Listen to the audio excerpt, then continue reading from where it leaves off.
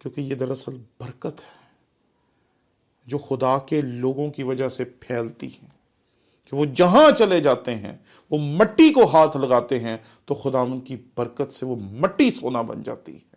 وہ جگہیں جو ویران تھی، جہاں صرف کسی وقت میں خداوند کے لوگوں کی عبادت گاہیں تھیں، آج وہ پاکستان کی سب سے قیمتی جگہیں ہیں۔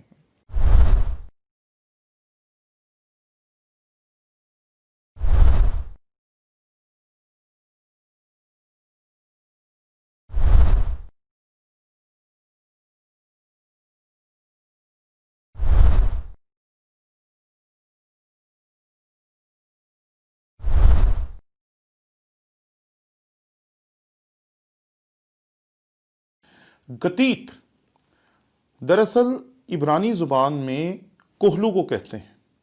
کوہلو سے مراد وہ نہیں جو ہمارے پنجاب میں استعمال ہوتا ہے۔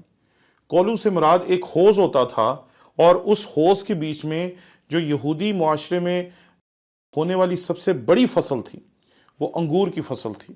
تو اس حوض میں انگور ڈال کر جو یہودی تھے وہ اپنے پاؤں سے اس انگور کو روندا کرتے تھے، اور اس سے نکلنے والا جو شیرہ تھا یا جوس تھا اس کو علیحدہ جمع کر لیا کرتے تھے۔ جب وہ یہ کام کرتے تھے تو یہ کام بہت تھکا دینے والا کام تھا، اس لیے اسے بڑی محنت سے کرنا پڑتا تھا، اور اس وقت میں ایسے سر چھیڑے جاتے تھے جن سروں کے اوپر تھکاوٹ کا احساس کم ہو اور جذبات بڑے بلند رہیں۔ وہ ایسی باتیں یاد کرتے تھے جس سے خداوند کی عظمت بیان ہو، اور وہ بڑے جوش میں آ جاتے تھے۔ یہودی معاشرے میں یہ لازم تھا کہ ہر شخص سال میں 3 مرتبہ ہیکل میں حاضر ہو اور وہاں پر اپنا ہدیہ دے۔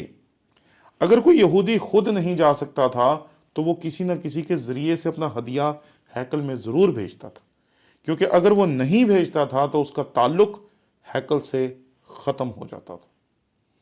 یہودی جب ہیکل کی طرف جاتے تھے تو درمیان میں ایک جگہ کا ذکر ہے جو ہمیں زبور 84 کی 6 آیت میں ملتا ہے، جس کے دل میں سیون کی شاہراہیں ہیں، وہ وادی بقا سے گزر کر اسے چشموں کی جگہ بنا لیتے ہیں۔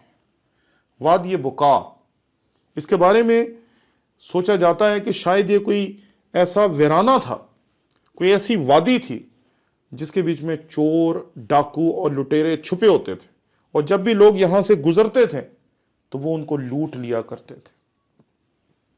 تو یہودی جب یہاں سے گزرتے تھے تو وہ بڑی بلند آواز میں زبور گاتے تھے تاکہ جو چور، ڈاکو اور لٹیرے ہیں ان سے وہ بچ جائیں، اور اس طریقے سے وہ اپنے وہاں سے گزرنے کا انتظام کیا کرتے تھے۔ ایک ڈاکٹر صاحب تھے، وہ ایک آپریشن کر رہے تھے، اور آپریشن کرتے کرتے جو اوزار تھا وہ ٹوٹ گیا۔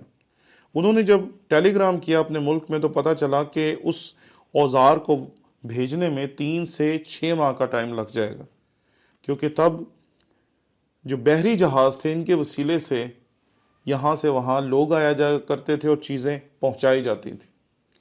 اس ڈاکٹر نے سوچا کہ اگر اتنا عرصہ میں انتظار کروں گا تو آپریشن میں کیسے کروں گا؟ تو اس نے سوچا کہ جو ہمارے اس علاقے کا جو لوہار ہے کیا وہ ایسا پرزہ نہیں بنا سکتا؟ اس نے وہ پرزہ لوہار کو دیا اور اس نے کہا کہ کیا تم اسے ٹھیک کر سکتے ہو؟ اس لوہار نے وہ پرزہ ہی نیا بنا دیا، اور ڈاکٹر نے وہ پرزہ لیا اور دوبارہ جا کر اپنے مریضوں کے آپریشن کرنے لگا۔ یہ چھوٹا سا واقعہ لگتا ہے، لیکن یہ وہ واقعہ ہے جس نے سب کچھ بدل کے رکھ دیا۔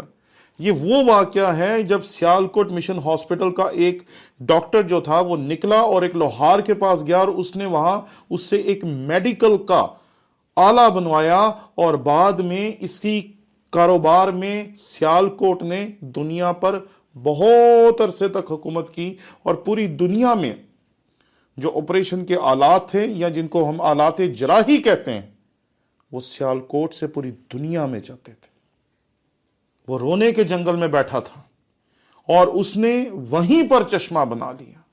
بہت سال پہلے ایک راجہ ہوا جس کا نام راجہ رنجیت سنگھ تھا۔ راجہ رنجیت سنگھ نے اپنے ارد گرد دیکھا کہ پورے ہندوستان میں جو مشتری ہے وہ آ کر راجوں مہاراجوں کے بچوں کو پڑھا رہے ہیں، سکولز کھول رہے ہیں، تو اس نے بھی گوا سے کچھ مشنریز کو بلایا تاکہ وہ یہاں آ کر سکولز کھول سکیں۔ جو مشنری آئے انہوں نے کہا ٹھیک ہے جی، ہم یہاں کام کریں گے اور آپ کے بچوں کو پڑھائیں گے، تعلیم دیں گے، لیکن ہماری ایک شرط ہے۔ راجہ رنجیت سنگھ نے کہا ان کی کیا شرط ہو سکتی ہے؟ اس نے کہا ٹھیک ہے جی، آپ بتائیں آپ کی کیا شرط ہے، میں آپ کی ہر شرط پوری کروں گا۔ اس نے کہا کہ جو بنیادی ٹیکسٹ بک ہوگی وہ بائبل ہوگی۔ راجہ رنجیت سنگھ نے کہا ایسا نہیں ہو سکتا، اگر آپ میرے بچوں کو پڑھائیں گے تو وہ گرنتھ پڑھیں گے اور وہ گرنتھ صاحب میں سے تعلیم حاصل کریں گے، آپ انہیں بائبل کیوں پڑھائیں گے؟ وہ مشنری واپس چلے گئے۔ کچھ عرصے کے بعد پھر راجہ رنجیت سنگھ نے کسی اور گروپ میں سے مشنری کو بلایا تاکہ وہ آ کر یہاں اس کے بچوں کو پڑھائیں۔ وہ مشنری دراصل پہلے مشنریوں سے فرق جماعت سے تھے، اس لیے راجہ رنجیت سنگھ کو لگا کہ شاید یہ مان جائیں گے۔ جب وہ مشنری آئے تو راجہ رنجیت سنگھ نے انہیں کہا آپ کو جو چاہیے ہم دیں گے۔ انہوں نے کہا ہمیں کسی چیز کی ضرورت نہیں، ہمارے پاس روپیہ ہے، پیسہ ہے، یہاں جو کچھ بھی ہوگا ہم وہ خود خریدیں گے اور خود کام شروع کریں گے اور آپ کے بچوں کو پڑھائیں گے، لیکن شرط ہے۔ راجہ رنجیت سنگھ نے کہا کیا شرط ہے؟ تو اس نے کہا بیسک ٹیکسٹ بک جو ہم استعمال کریں گے وہ بائبل مقدس ہوگی۔ راجہ رنجیت سنگھ ہار گیا اور اس نے مشنریوں کی اس بات کو قبول کر لیا، اور ایک حویلی تھی جو اس نے مشنریوں کو دے دی تاکہ وہاں پر تعلیم و تدریس کا کام مشنری شروع کر سکیں، اور یہاں سے رنگ محل کرسچن ہائی اسکول کی بنیاد پڑی، جہاں پر آ کر مشنریوں نے راجہ رنجیت سنگھ اور یہاں کے لوگوں کو آ کر تعلیم دینے کا سلسلہ شروع کیا۔ میں جب اس تمام واقعے کو دیکھتا ہوں تو مسیحی جہاں بھی رونے کے جنگل سے گزرتے ہیں، آپ پنجابی میں گاتے ہیں وہ ٹور دینے رونے دے جنگل وچوں بھی تے لیندے اوتھے ہی چشمہ بنا ہے۔ مسیحی جہاں گئے انہوں نے وہیں چشمے بنا دی، وہ جہاں گئے انہوں نے وہیں نئے نئے راستے نکال دی۔ میں کچھ عرصہ پہلے بشپ ہیمفری صاحب کے پاس تھا اور انہوں نے مجھے اپنے کیتھیڈرل کی قدیم تصویر دکھائی، تو میں جب وہ تصویر دیکھی تو کیتھیڈرل جو تھا وہ اکیلا ہی ایک جگہ پہ تھا اور اس کے ارد گرد صرف سڑکیں تھیں، لیکن آج جو پشاور کا کیتھیڈرل ہے جہاں پر وہ موجود ہے وہ پشاور کی سب سے قیمتی جگہوں میں سے ایک ہے۔ لاہور کیتھیڈرل کو جب ہم دیکھتے ہیں جو مال پہ ہیں، تو جس جگہ پر وہ موجود ہے وہ لاہور کی سب سے قیمتی جگہ ہے۔ کیوں؟ ایسا کیوں ہے؟ کیونکہ یہ دراصل برکت ہے جو خدا کے لوگوں کی وجہ سے پھیلتی ہے، کہ وہ جہاں چلے جاتے ہیں وہ مٹی کو ہاتھ لگاتے ہیں تو خداوند کی برکت سے وہ مٹی سونا بن جاتی ہے۔ وہ جگہیں جو ویران تھی، جہاں صرف کسی وقت میں خداوند کے لوگوں کی عبادت گاہیں تھیں، آج وہ پاکستان کی سب سے قیمتی جگہیں ہیں۔ میں جب مری میں جاتا ہوں تو مری کا جو کیتھیڈرل ہے، میں نے چند سال پہلے اس کی تصویر دیکھی، اور شاید 1907 کی یا شاید اس سے پہلے کی تھی۔ تو میں جب وہ تصویر دیکھ رہا تھا تو میں نے دیکھا کہ صرف ایک چرچ ہے جس کے گرد 2 سڑکیں ہیں اور باقی ویرانہ ہی ویرانہ ہیں۔ وہ رونے کے جنگل میں گئے اور انہوں نے وہاں چشمے بنا لیے۔ آج جب ہم مری جائیں تو مری کی سب سے قیمتی جگہ وہ جگہ ہے جہاں پر کیتھیڈرل قائم ہے۔ مسیحیت کی جو خدمت اس خطے میں ہے وہ گواہیوں سے بھری ہوئی داستان ہے، جس کو اگر میں سناتا جاؤں آپ سنتے جائیں گے اور وہ ختم نہیں ہوگی۔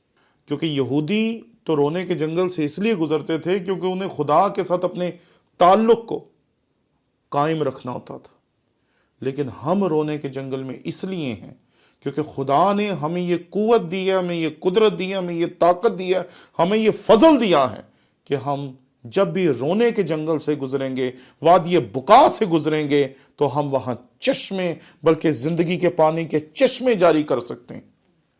خدا کرے کہ ایسے دور میں جب ہم اس تمام وبا سے گزر رہے ہیں تو ہم ایک مرتبہ پھر اپنے آپ کو دیکھیں، اپنے آپ پہ غور کریں اور اٹھ کھڑے ہوں، اور پھر زندگی کے پانی کے چشمے خدا آپ کے وسیلے سے اور ہمارے وسیلے سے قائم کرے گا۔